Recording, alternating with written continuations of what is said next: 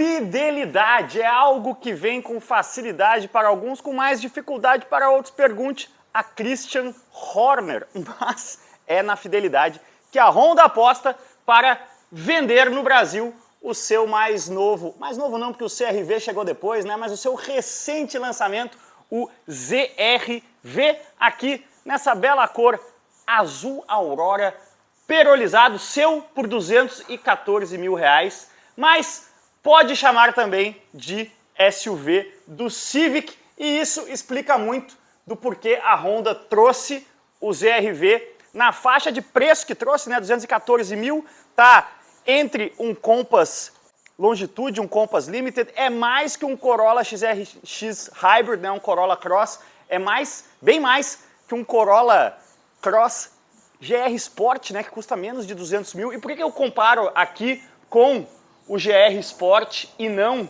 com o glorioso Hybrid? Porque a gente tem um powertrain de Civic, já que a gente está falando em Civic, né?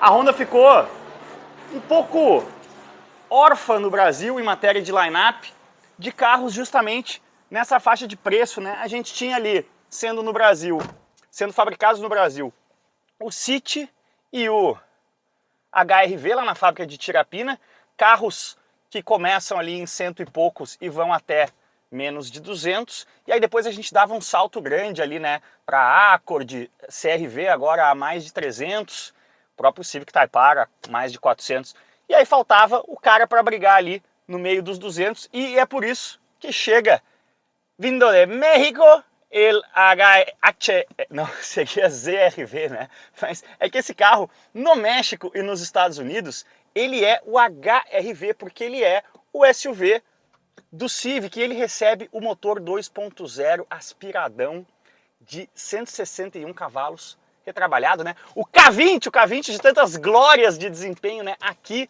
aspirado, sem ser tão gerador assim, né? O Redline aqui vocês veem, está ali a coisa de 6.800, mas com apenas 19 kg de torque para empurrar um SUV de 1.440 quilos, isso se traduz numa aceleração de 0 a 100 em mais de 11 segundos, né? Não há milagres na lei da física, mas ele é um carro que vem para preencher aí o vazio que órfãos, quem sabe, do próprio Civic aspirado, né? O Civic G10, que deixou de ser fabricado no Brasil, possam sentir, né? Possam se encaixar aí nessa faixa. A gente está falando de um carro bastante longo, né? São mais de 4,5 metros de comprimento, entre eixos de 2,65, isso é mais do que Compass e Corolla Cross. O visual do ZR-V é muito criticado em alguns lugares, eu confesso que eu gosto, eu acho que ele tem até, olha só, suprema heresia, ares de Macan da geração anterior, principalmente no 3/4 de dianteira, mas mais ainda aqui, ó, no 3/4 de traseira, né? A parte aqui das janelas tem sim uma macanzice querendo transparecer aqui. Aonde que ele não consegue entregar muita macanzice no visual é justamente pelo fato dele ter rodas aro 17. Aí não dá para querer pleitear muita esportividade no visual com roda aro 17, né? Mas fosse eu fazer o meu ZR-V, eu pegaria o vermelho adrenalina, sim, esse carro que faz de 0 a 100 em 11 segundos, tem uma opção de cor chamada vermelho adrenalina, e jogaria umas rodinhas aro 19, ele ficaria assim, um Macan da classe média melhorada, não tenho dúvidas disso. Mas aí, a gente estava falando, né, um carro bastante comprido, com entre-eixos significativamente longo, resulta aqui numa das principais fortalezas do ZR-V, um belo espaço no banco traseiro, deixa eu mostrar para vocês aqui. E reparem que eu estou sentado numa posição bastante baixa, isso se reflete também na dianteira aqui. É um carro com ponto H, né, a altura do quadril aqui para quem dirige, relativamente baixo. Ou seja, aliás, falta um tetão panorâmico aqui, né, faltou um pouco de dieta e treino para o ZR-V. Mais do que um SUV do Civic, eu diria, E se você olhar aqui no perfil,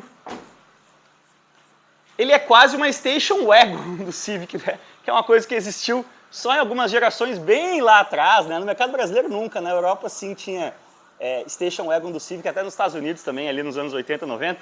Mas, e aí, por que eu digo station wagon, né? Tem um balanço traseiro bastante significativo que eu pensei, nossa, vai ter um porta-malão. Não, engraçado, parece que a Honda priorizou ali um pouco mais o espaço do banco traseiro. E aí, justamente por ele ser um carro baixo, percebam que em relação a outros SUVs, ele realmente tem um porta-malas que parece de wagon. Ele é baixo e longo e não tem muita altura, né? O que é até bom, eu acho mais prático, mas cobra na litragem, né? São menos de 400 litros para um SUV vindo aí para brigar com Compass e Corolla Cross. Por que a gente fala em Compass e Corolla Cross? Né? O Compass é há muitos anos o líder disparado desse segmento no Brasil. O Corolla Cross é o arquirrival, né? O Nemesis. Sempre que a gente fala de Honda, a gente compara com o modelo Toyota equivalente. Mas eu estava falando em fidelidade.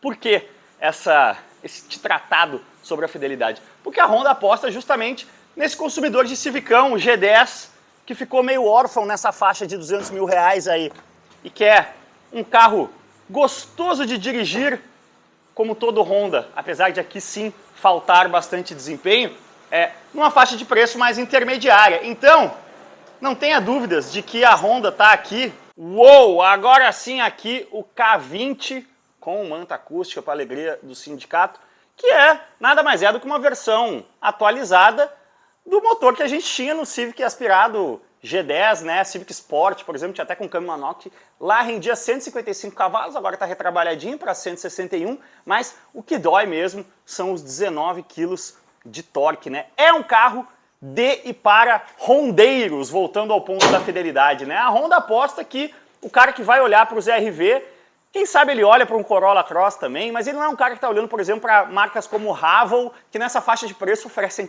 muito próximo dessa faixa de preço, carros com praticamente o dobro da potência dos ZR-V, né? Não, né? É um carro totalmente focado e firmado no hondeiro tradicionalista, assim como a gente pode falar ZR-V, Accord, né? São carros que um Accord custando mais que uma BMW 320, um CR-V custando aí também na faixa de vários SUVs premiums, são carros que vêm só para fidelizar o cara que é hondeiro, o cara que quer trocar, por exemplo, um CR-V antigo por um novo, e também o cara que, principalmente em cidades menores, né, tem uma relação ali de confiança com o concessionário quer ter um produto para oferecer para o cara de maior poder aquisitivo, e tem muita gente que gosta de andar de Honda no Brasil, até por uma questão de segurança, né? Eu falei aí, por exemplo, de um Accord versus uma 320, tenha certeza que você é muito mais alvo de violência urbana no Brasil, potencialmente, a bordo de uma 320 do que de um Accord. Outra fortaleza do carro, sem sombra de dúvida, a qualidade do acabamento interno, né? Principalmente quando a gente olha para a grande referência aí da categoria, que é o Compass, né? O Corolla Cross está um pouquinho abaixo aqui dos dois. Eu colocaria até a percepção de qualidade aqui dos RV acima do Compass. O problema mesmo, quando a gente fala na comparação com o Compass de mesmo preço, é o 2.0 aspiradão aqui versus o 1.3 270, né? 27 kg de torque versus 19 kg de torque, são 8 kg a mais, isso se reflete muito no dia a dia. Surpreendentemente, nem tanto assim no trânsito urbano de baixas velocidades, mas quando você chama no pé da direita, você sente sim falta de um turbinho, falta de pelo menos um turbinho que não está assistindo ali, deve estar fazendo companhia por novo agora, mas falta de um turbinho ou quem sabe de um motor elétrico, né, te ajudando, como no caso do Corolla Cross. Mas chega de falar sobre isso e bora mostrar na prática. Se acomodem aí no tetão, fruto de muita dieta e treino, aliás, no tetinho nesse caso, né, e bora acelerar. Mas afinal, como anda, deputado? Olha, esse carro me trouxe uma série de reflexões e lembranças muito gostosas também. Sabe por quê? Esse carro me faz pensar na minha mãe. A minha mãe era uma hondeira no fim da vida. Teve 2 Civics e um Fit Guerreiro que está com a minha irmã até hoje. Mas eu imagino muito que o ZR-V estaria no topo da lista aí de possibilidades de carro para minha mãe, se viva hoje ela estivesse, porque ele entrega tudo que o rondeiro clássico busca, né? Essa sensação de qualidade de construção, as respostas rápidas. Minha mãe gostava de dirigir, só que ela não fazia muita questão de dirigir muito rápido, né? Principalmente depois de um pouco mais velha. Então, é o tipo de consumidor que vai não se incomodar com a certa letargia que o ZR-V oferece. Porque, por exemplo, botar o pé no fundo desse jeito, coisa que a minha mãe nunca faria. E aí sim que a gente sente que falta um pouquinho de pimenta, né? Peso potência, né, gurizada? 1.440 quilos, 161 cavalos. Mais do que peso potência, peso torque, né, meus amigos? Se você ainda não se convenceu, potência vem de carros e torque é o que move carros. 19 quilos de torque, tá muito defasado, né, para essa faixa de SUVs médios, quando a gente tem, por exemplo, um Compass, mesmo nas versões de entrada, vindo com 27 kg de torque, né? O downsizing tem seus méritos e eu acho que boa parte dos motoristas hoje estão, de certa forma, viciados nesse torque instantâneo em baixa que o turbo oferece. Tá difícil a coisa hoje aqui, sexta-feira em Sampa, meu. Você tá indo lá pra faixa da esquerda da Marginal, enquanto a gente dá uma filosofadinha aí sobre a questão da nomenclatura ZR-V. É um nome meio adaptado, né? Porque, na verdade, esse carro, ele é a versão americana do HR-V. O nosso HR-V, que é o HR-V europeu, japonês, ele é pequeno demais para o mercado americano.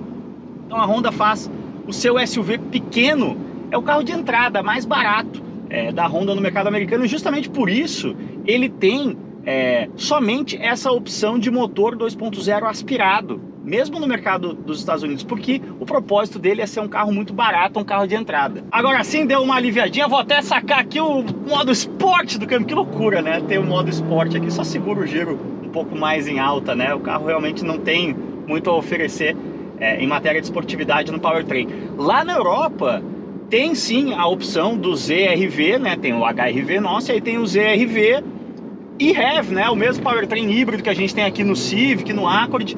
Mas como o nosso ZR-V é hecho em México, viene de México, é o carro do mercado americano, aí tem essa pegada de carro de entrada só com o 2.0 aspirado. Claro que a gente está aqui na versão Touring, a topo de linha, né? Porque pelo preço que chega aqui, o consumidor vai ter certas expectativas, então a gente tem um esmero, eu acho que uma das maiores fortalezas. Vou tirar desse modo esporte que, meu Deus, só serve para aumentar o nível de ruído aqui do CVT, né? Que inclusive, ó, vou botar de volta no esporte aqui, eu me entusiasmei, simula marchas aqui. Mas, como eu vinha dizendo, aliás, falando em coisas meio malucas de modo esporte, tem o modo econômico aqui, né? Que eu imagino que muitos consumidores desse tipo de carro vão se interessar. Mas também tem Hill Descent Control, né? Velocidade muito alta. Eu gostaria de ganhar $1 milhão a cada vez que um usuário de ZR-V no Brasil acionar esse Hill Descent Control aí. O HR-V tem também, realmente não vejo nenhum sentido. Talvez um morador de BH num dia de muita chuva consiga acionar o Hill Descent Control, mas ele não precisa, ele pode usar o pé direito do freio e andar devagarinho, que vai dar o mesmo resultado. Mas fecha parênteses, eu vinha dizendo que a nossa versão única aqui é a versão de topo do mercado americano, que é a versão Touring, e aí fortalezas se traduzem, né, no esmero do acabamento, que é a qualidade dos materiais, o painel todo forradinho aqui, apesar de que cada vez que eu faço assim nesse bege clarinho aqui, o meu dedo fica marcado ali, tem algumas soluções bem engenhosas, né? Por exemplo, a gente tem aqui um USB-C para cada lado aqui, ó, tanto para o motorista quanto para o passageiro, bancos excelentes, enfim, é um carro que acima de tudo privilegia conforto e bem-estar a bordo, em detrimento de qualquer pretensão mais esportiva. E aí fica devendo um pouco no consumo também, né? Porque agora, ó, vocês veem ali, o consumo médio está 6,4, porque como é um carro que você precisa estar constantemente chamando aqui, se você quiser ter um pouquinho mais de esperteza, você acaba pagando o preço no consumo. Eu vou te falar, CVT com marcha simulada pode parecer uma coisa meio sem pé nem cabeça, ó. Esse aqui sim é um rondeiro raiz, que gostaria de ter um ZR-V Touring como carro de recém-papai, mas com motor 1.5 turbo, quem sabe. Tá bonito o Civicão aqui, ó, com o logotipo Honda Racing, né, com o fundo vermelho. Mas é bastante útil, sim, as marchas simuladas do CVT, principalmente se você tá numa estradinha de serra. Pra cima você nunca vai usar, mas por exemplo, você tá numa estradinha de serra, vem com uma freada aqui, que eu vou usar essa traseira de creta para simular, e você usa o freio motor e ele funciona super bem para isso. Também acho que é um tipo de uso que o comprador médio do ZR-V, que eu tô simbolizando aí na minha saudosa mamãe, raramente fará, mas eu gosto. Enfim, um produto competente que eu tô sintetizando aí de e para rondeiros, né? Na ponta do lápis, na racionalidade pura e simples, é difícil o consumidor que não é já fidelizado à marca, e aí voltamos a Christian Horner e a fidelidade, acabar racionalmente optando pelo ZR-V. Ah, mas e o apelo emocional? Pois é, também é um carro que não fala tanto ao apelo emocional, né? Com um visual mais conservador, com rodas um pouco pequenas para o tamanho do carro, apesar de termos sim a opção de cor vermelho adrenalina. Então, eu realmente não consigo imaginar muita gente migrando para o ZR-V vindo de outras marcas. Eu acho que aquele cara que tem um Civic G10, tinha um Civic G10 aspirado, tá pensando em trocar de carro agora, quer conforto, quer acabamento, quer alto nível de equipamentos, quer um Honda Sensing bem interessante, né? Eu continuo sendo um fã do Honda Sensing. Eu não sou um fã de auxílios de condução, mas dentro das opções aí de marcas generalistas, eu considero o Honda Sensing um dos melhores. É bastante progressivo e pouco intrusivo. Enfim, eu acho que o ZR-V vai converter muitos donos de HR-V da geração anterior e de Civic G10 da geração anterior aspirados, pode converter esses caras na hora de fazer uma troca. E eu tava falando que a minha mãe emendou Hondas justamente por isso. A Honda é muito boa em pagar bem pelo seu usado, em oferecer uma condição bem favorável aí quando você vai trocar um Honda por um Honda. E é para isso, para pegar esse cara que quer trocar um Honda por outro Honda, porém na faixa de 220 mil reais, que a Honda não tinha um produto tão assertivo para oferecer para esse cara, e agora tem, e ele se chama ZR-V. Pro meu gosto, falta. Seria um carro que, sem motorização turbo, eu particularmente não consideraria. Mas tem muita gente que não coloca o desempenho como uma das principais prioridades na hora de comprar um carro. E para esse tipo de pessoa que já é rondeiro, o ZR-V vai ser uma excelente opção. Beleza, galera? Concorda, discorda? Deixa aí nos comentários o seu piti, deixa o like nesse vídeo, se inscreva no canal, isso é fundamental, ajuda a gente demais. E diga aí o que mais você quer ver, né, de concorrentes do ZR-V, SUVs médios na faixa de 200 mil reais no nosso mercado aqui no canal. Valeu demais, cuidem-se bem e aquele abraço. E ó, pra esse lado tá fluindo, meu. Sabe que em São Paulo não existe mais o contrafluxo, né? Já faz muitos anos que só existe o fluxo onipresente em todas as direções. Valeu demais.